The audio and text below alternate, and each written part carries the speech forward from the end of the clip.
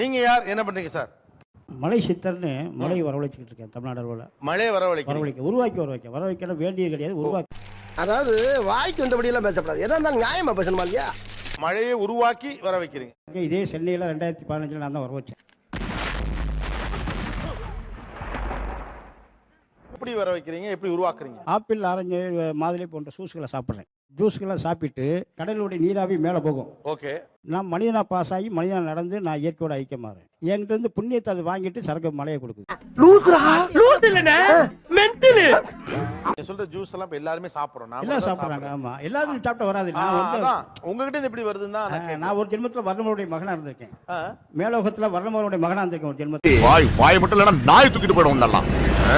இப்ப மழையை கொண்டு வர நீங்க ஏதாவது பண்ண முடியுமா? நான் வேற ஒன்றும் செய்ய வேண்டாம். நான் கடலில் போய் குளிச்சு நதியில் குளிச்சுட்டு மழை வந்துடும். 4 நாளுக்குள்ள உங்களுக்கு மழை இங்கே உருவாக்கும்.